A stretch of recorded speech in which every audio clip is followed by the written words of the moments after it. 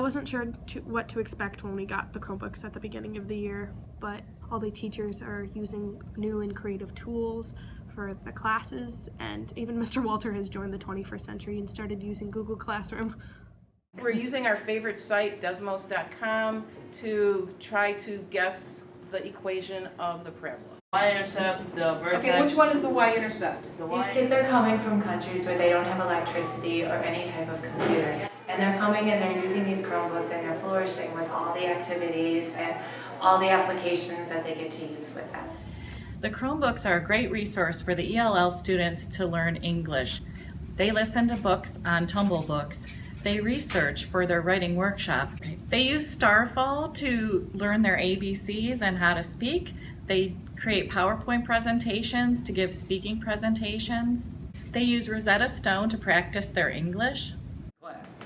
One of my biggest things is I've created a lot of videos and put on there that they then, if they don't understand it in class, they can look them up at home and figure out exactly what they need to learn to figure that out. Another big one is I put a lot of links to websites for kids to do a lot of practice problems on. And that way they can just go in and see what they're struggling with. That way they can go to those links and get a little more help. So gizmos are basically online lab simulations, and what we use it for is really for review or to reinforce a concept that we've learned in class. And so sometimes we don't have the materials in class necessary to do a lab simulation, like for refracting light. Sometimes we don't have those things, and so the gizmos allow us to use information that we don't have access to and to further the students' understanding. And so whatever lab we can't do in class, they're doing online, and it's still interactive, and they're still going through the steps to answer questions and really apply the knowledge that we've learned in class to a different concept. When the Google Classroom was first introduced, it's like we had to change our frame of thought on how to go from a lot of paper and worksheets to using the Google Classroom, and now I have learned to do questions of the week that students have access to the questions all week and can submit them, and I can look at them. We've done projects using it. We've done articles that they read online, so they have these resources with them all times, and if they forget them, they can't forget things anymore because they have it with them. The introduction of Google Classroom has helped me stay organized this year a lot. Teachers keep the classroom updated and post assignments and their due dates on there. I haven't even used 5 of my binders this year because everything's posted on there. So I've stayed organized and haven't lost anything. So that's good. Yeah, we pretty much use Chromebooks daily in my classroom. I would say the neatest thing we've done all year is the students use their Chromebooks to create slides that we put into the background. And we actually had anchors set up in front of the smartboard, and we did these John Green style social studies videos. It turned out really, really good, and the technology definitely made it possible. It's a project I thought about doing for a few years, but until we got the Chromebooks, it was just too hard to set up. And now that they all have their own Chromebooks, we were able to do it. Kahoot is great for reviewing. Ratio of boys to girls in a classroom is what kind of ratio? You have to think fast and know your stuff when you're playing Kahoot. Every student gets their Chromebook out waiting for the first question to appear.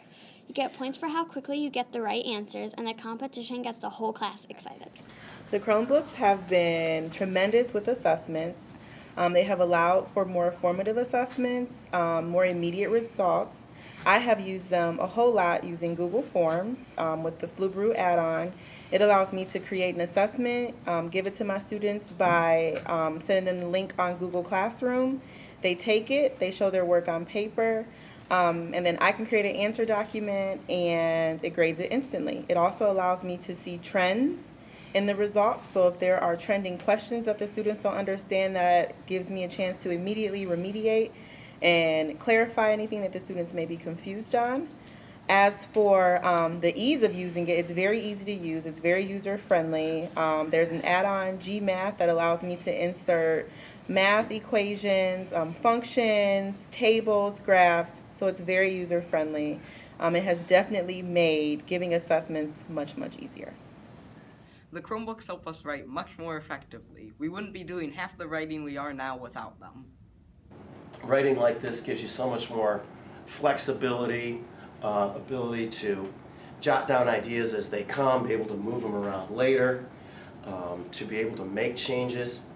I found that having these machines here this year just makes it so much easier. A very valuable thing if students are out. We would get the calls in the past. The student's going to be out for several days, just had surgery, and they're trying to get some work done.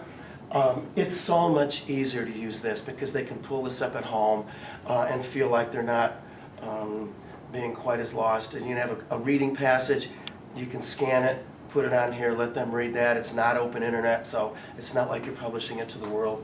And I found it to be a very great tool for a lot of reasons. Okay, so one of the things I've worked on quite a bit this year is using different online class management tools like Class Dojo and Classcraft, and I've been able to combine them into something that I like. And what it lets the kids do, it lets them keep up with their progress in real time and set goals for achievements and such, and they can see that on their screen in front of them whenever they want. Like, learning without the Chromebooks was so hard. I don't think I could ever go back to not having them.